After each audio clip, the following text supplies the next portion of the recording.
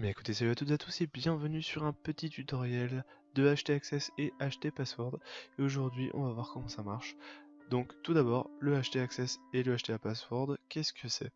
Le htaccess, tout simplement un petit fichier que vous allez créer et qui va pouvoir être édité avec n'importe quel éditeur de texte. Donc, par exemple, Sublime Text ou bien Wamp, excusez-moi, Sublime Text, Notepad++, Atom par exemple, et Atom d'ailleurs que je vous conseille, qui est un très bon éditeur de texte pour la programmation.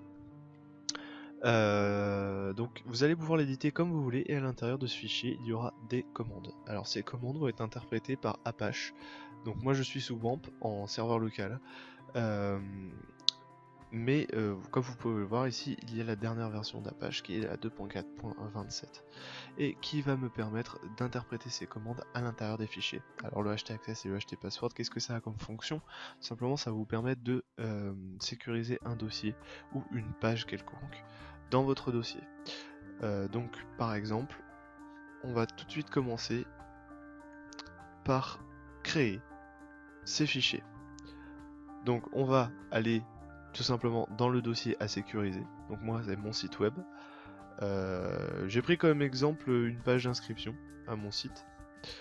Et je vais de ce pas créer.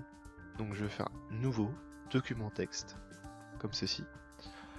Et vous allez l'ouvrir. Voilà. Vous faites fichier enregistrer sous.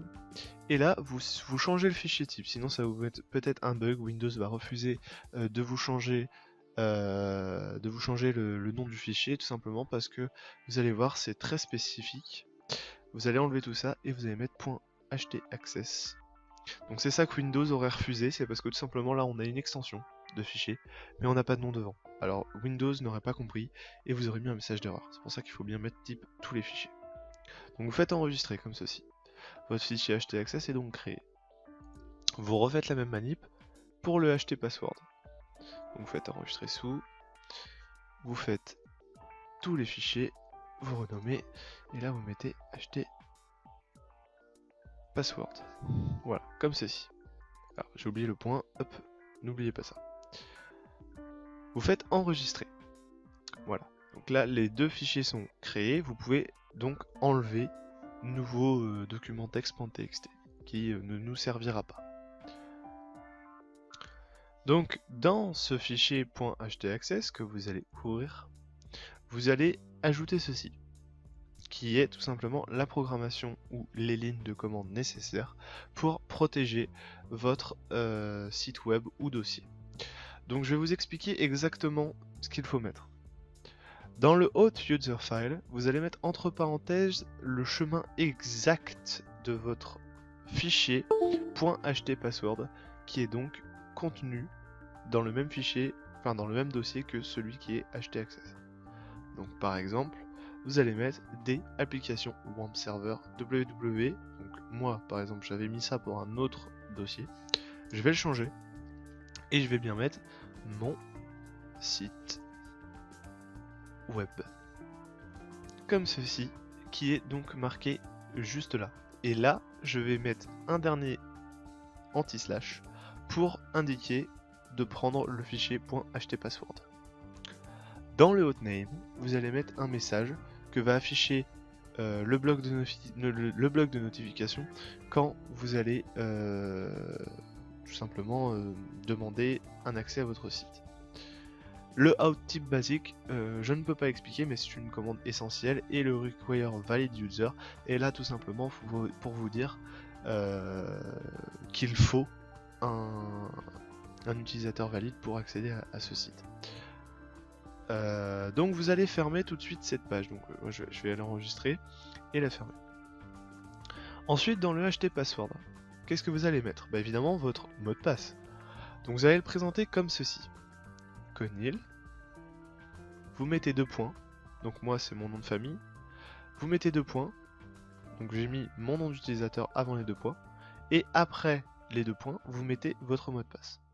Donc par exemple, je sais pas, je vais mettre lolilol85. Voilà, donc ce sera mon mot de passe et mon utilisateur qui est ici, et mon mot de passe après le point. Je fais fichier enregistré. Voilà, comme ceci. Et après, je vais tout de suite vous reprendre avec une petite fonction PHP qui je pense va vous intéresser. Voilà, nous revoilà donc sur un éditeur de texte, comme je vous parlais tout à l'heure d'Atom, qui est un très bon éditeur de texte, qui vous permet de faire plein de choses sympatoches. Bon, enfin bon, là n'est pas là la vidéo. Je vais vous indiquer une petite astuce tout simplement pour hacher votre mot de passe. Donc vous allez par exemple créer une page PHP. Donc moi j'avais déjà pris, j'ai pris une page au pif dans mon dossier pour l'exécuter ensuite. Donc vous allez dans cette page indiquer la commande suivante, qui est une commande PHP et qui va dire d'afficher un mot de passe haché. Vous l'indiquez bien comme ceci et pas autrement, sinon ça ne va pas marcher, bien évidemment. Les codes sont assez complexes. Donc, vous mettez votre mot de passe, donc nous c'était lolilol85, entre les petites quotes ici. Vous enregistrez. Et là, vous allez aller sur votre localhost. Donc moi c'est mon localhost et tout simplement pour WAMP. Donc vous pouvez voir qu'ici dans ce localhost, je n'ai tout simplement pas le dossier autre site web enfant parce que justement le fichier .htaccess et htpassword sont présents dans ce dossier. Alors pour remédier à cela, vous allez tout simplement passer par la barre d'adresse et non pas par votre fichier WAMP, parce qu'en fait ces fichiers là il ne les connaît pas. Donc moi c'était dans mon site web, c'est pareil. Vous pouvez voir effectivement que lorsque je vois la liste des index, vous n'avez pas mon site web, là où j'ai mis mon htaccess et mon htpassword. Donc moi j'ai décidé tout simplement de mettre ma petite commande PHP dans un fichier connexion que j'ai mis à l'intérieur de MySQL. Donc tout simplement je vais mettre localhost MySQL et connexion.php. Voilà, comme ceci. Là j'arrive sur ma page et en fait on peut voir que la petite commande qui était juste ici va s'exécuter sur la page et me donne mon mot de passe haché. Vous copiez ce mot de passe et vous retournez dans votre petit fichier htpassword. Alors attendez, hop, voilà. Donc .htpassword, vous l'ouvrez. Et à la place de lolilol85, vous mettez votre mot de passe crypté. Qui va donc... Le serveur va passer par différentes étapes pour décrypter évidemment ce mot de passe. Vous allez tout simplement mettre votre mot de passe d'origine et non pas votre password haché. Et ça va marcher. Voilà, donc vous l'enregistrez. Comme ceci. Et là, vous allez aller sur votre site ou n'importe et vous allez refresh. Voilà. Lorsque vous refresh, donc si vous voulez l'ouvrir, vous passez par la barre d'adresse. Hein. Donc moi par exemple pour le cas où vous avez bien vu que tout à l'heure j'avais rien. Donc je mets tout simplement tac, je mets un petit slash, je mets ensuite mon site web comme ceci. Et Red Dead Community, donc qui est le nom de ma page. Voilà, donc j'arrive sur mon site et voilà, je veux changer quelque chose, mais alors excusez-moi parce qu'il y a une petite vidéo en fond.